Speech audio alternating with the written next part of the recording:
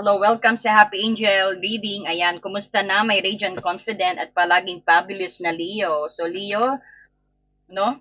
Welcome back sa ating channel at Crosswatchers also welcome. So ngayong araw, isa lang ang tanong natin kung bibigyan natin ng linaw din kung sino nga ba yung taong lihim na nakatitig sa iyo at anong tunay niyang balak gawin, no? So, alam kong teritoryo mo ang spotlight, Leo. So, pero makikita natin dito, meron palang isang tao palang masipag na mag-monitor sa iyo mula sa dilim, no? So, akala mo ba na naging cold o tuluyang ka ng kinalimutan? Well, titignan natin dito sa card na to, no? Bibistuhin natin siya.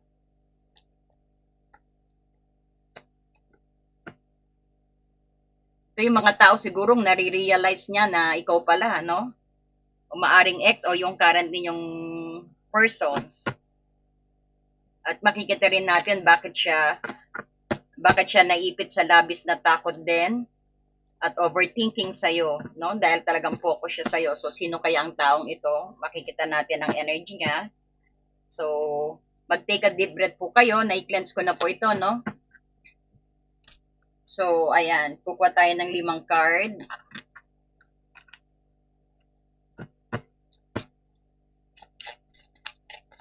Okay, Spirit Guides. Sino po ang taong lihim na nakatitig kay Leo?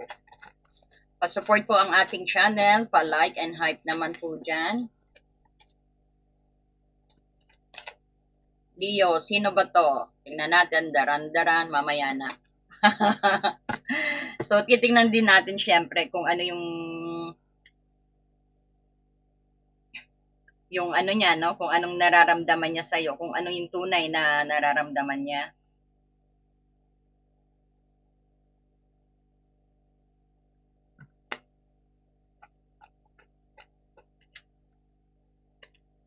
So, tayong 5 card.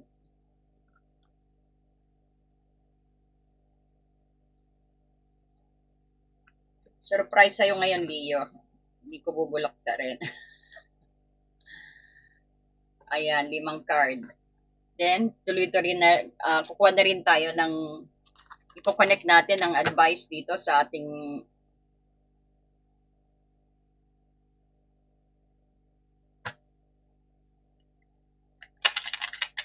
oracle, no?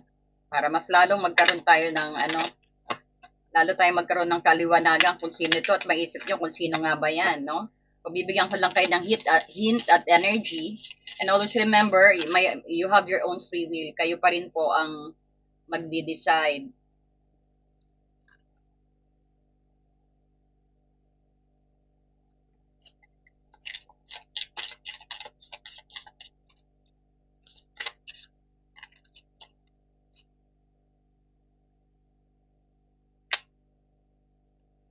Po tayong 3. And Romance Angel din. Para dire-diretso tayo. Napanood nyo na po ba ang inyong August reading? So, ito po is timeless reading, Leo, no? Po tayong 2.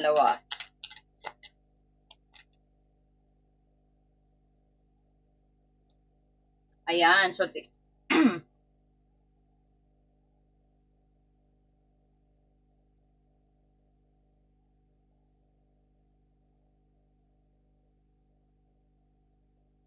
sino ang nakatitig sa'yo dito? At kung ano yung lihim sino ang nakatitig sa'yo, tignan na natin. Sino to? Kaibigan? Ay, kaibigan mo ba? Basta mamaya ako explain. You have the 3 of Cups energy. Hero pa ang nararamdaman niya, ang lihim niyang nararamdaman sa'yo. May lihim kang ano.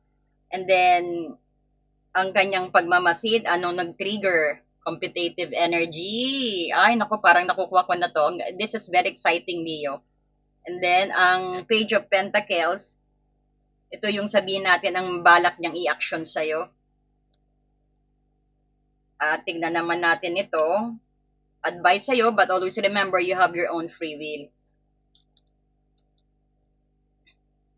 Then, ko-connect natin ang mga card na to. Kasi malilito ako eh.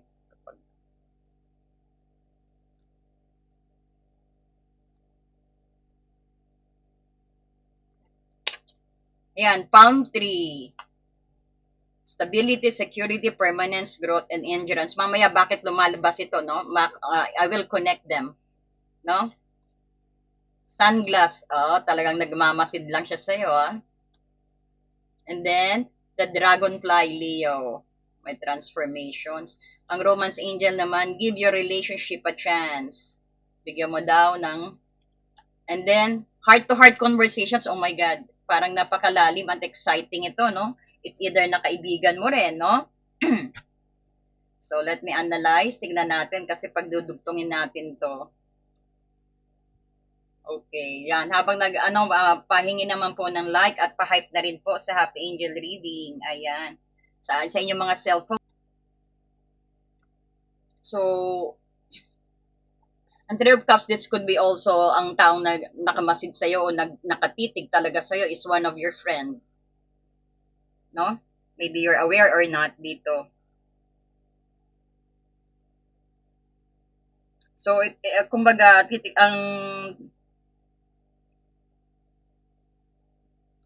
it could be, kung may naalala kayong friend, no?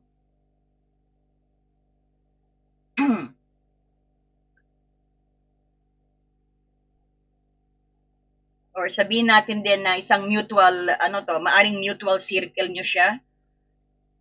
So, sino bang taong ito?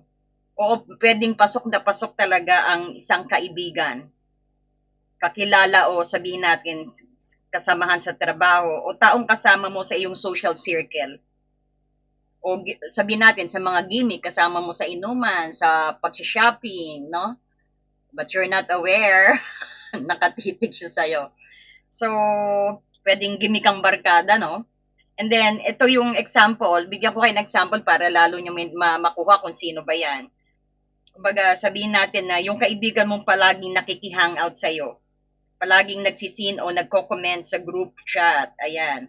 Pero palihim naman palang may no, may iba at mas malalim na tingin sa'yo. So, pwedeng kaibigan o kasama sa inuman o at banding din. Or sabihin natin tropa. Pero ang tingin niya sa'yo ay lagpas sa BFFF lang. Hindi lang best friend forever, pero iba pa, hindi lang BFFF, no? Habang nagko-toast kayo ng baso, no? Sa party o palihim na, sabihin natin, habang naglalakad kayo sa mall, no? Ayan yung nag-chat-chat kayo, kinikilig-kilig pa yan, no? Ibig sabihin, palihim siyang nakatitig sa'yo at nagsasalita siya sa sarili niya. No? Minsan iisipin niya, sana ako na lang ang main character ng puso mo, no? Pwede rin sabihin natin na medyo nagsiselvo siya kapag nakakapagkwento ka ng no, ng tungkol sa persons na gusto mo. Ayan. So naisip niya na kung sino 'yan. Kung may mga BFF kayo. So ang Hierophant, ito yung lihim niyang nararamdaman. So gusto niya ng seryosong relationship, gusto niya ng traditional at may basbas na ugnayan ninyong dalawa. Parang blessing na connections ang gusto niya. Ayaw niya ng mga playful energy, no? Gusto kanyang i-date ng maayos, kumbaga ipakilala for example lang 'to, no? Pwedeng gusto kanya ipakilala sa pamilya niya o sa mga importanteng tao sa buhay niya. At magkaroon kayo ng formal na commitment. So, hindi lang ito panandali ang landian na sinasabi natin, no?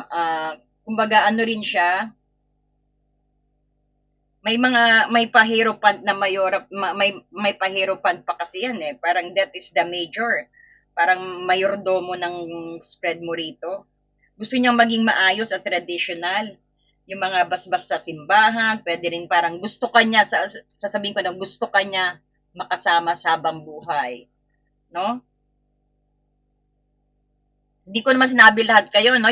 Just take what resonate. Kung sa tingin nyo lang na nakakaramdam kayo ng ganyan, that could be also, pwede rin sabihin natin na ang persons na nag-iisip sa'yo, nakasama mo na rin sa bar or sabihin natin sa winding, na-meet mo na, no?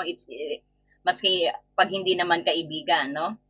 So, kumbaga, gusto niya ring, balik na tayo, no? Gusto niyang bumuo ng pamilya sa'yo.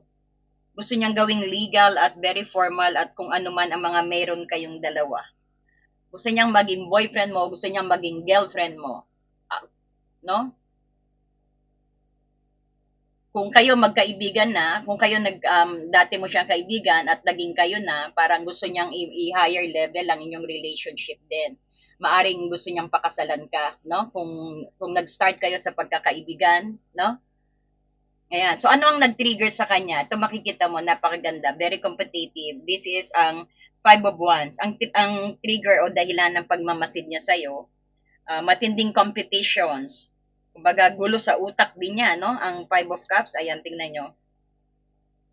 Medyo nakita niya maraming umaaligod sa iyo, so kailangan niya rin makipag-competition na. Ayaw niya baka maunahan pa siya no, Leo. So,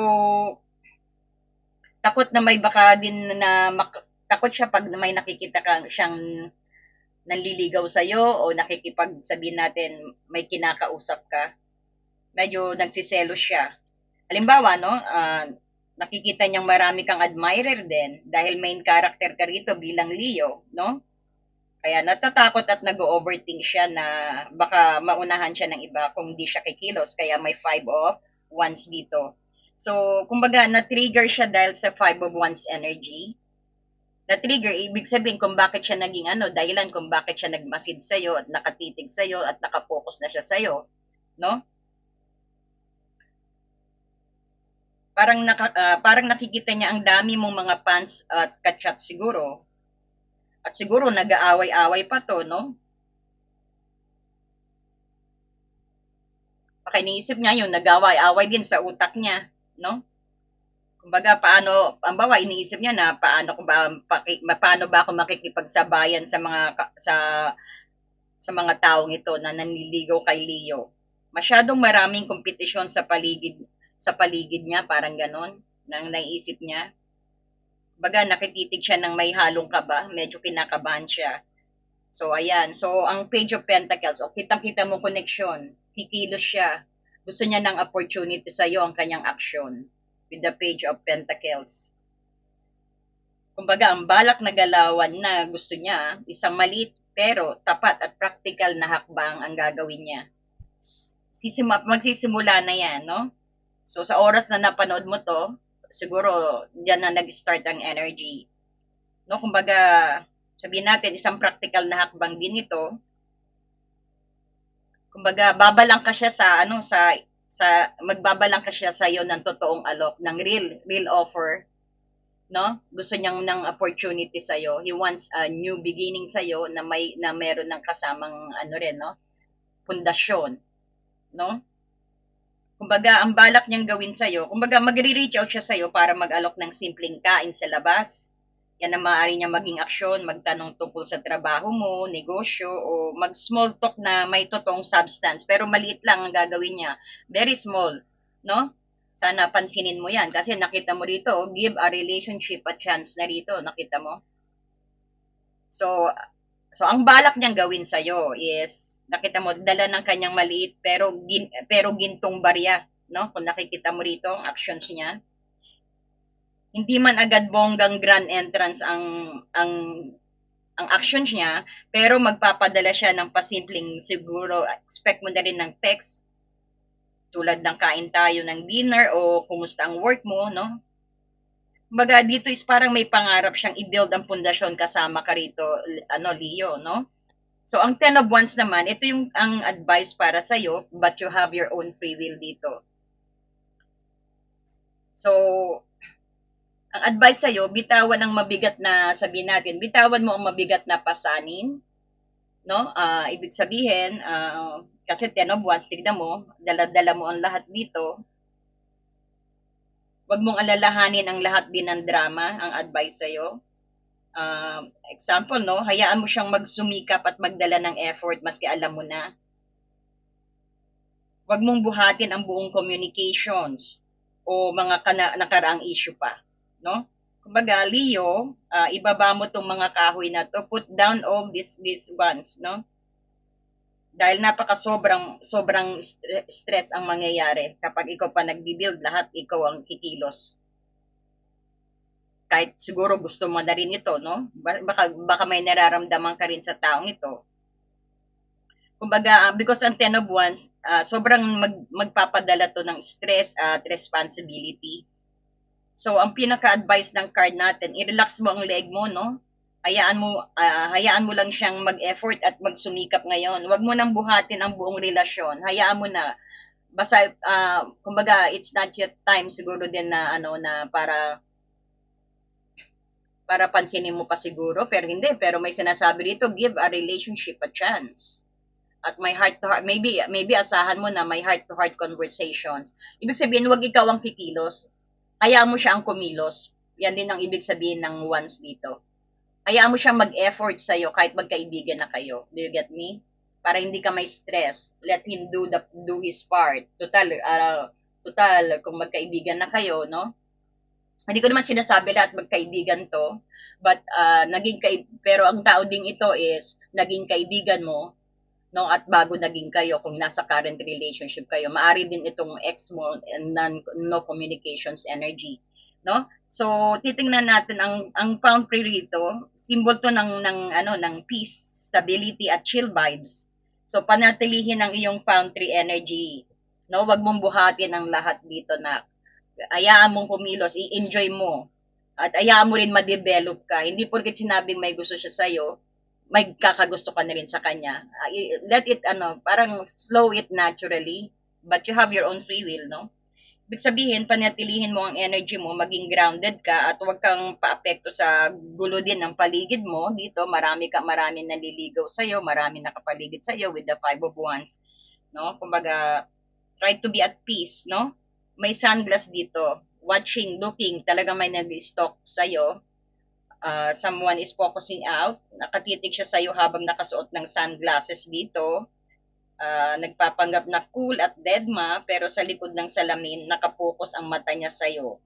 So, gamitin mo rin ang sunglass mo para maging cool ka habang inoobserbahan ang galaw niya. Mag-sunglass ka. Hindi ko sinabi yung totally na material na mag-sunglass kayo, no?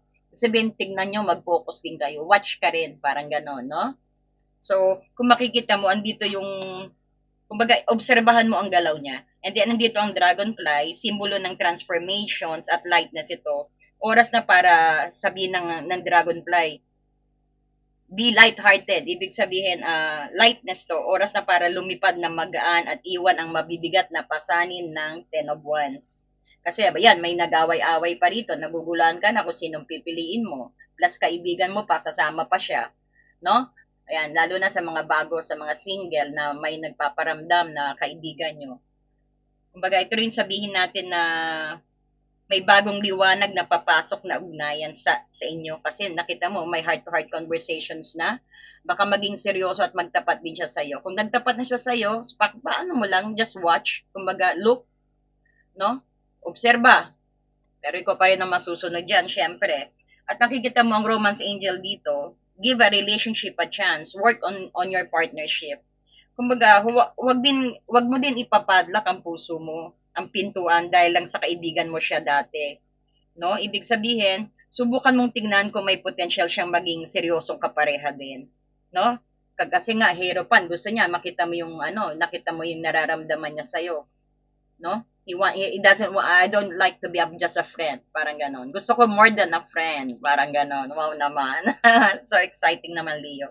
So ito yung sabihin natin na meron ka pang heart-to-heart conversations dito. Ibig sabihin, magkakaroon kayo ng tapatan at malalim na usapan sa oras na mag-reach out siya.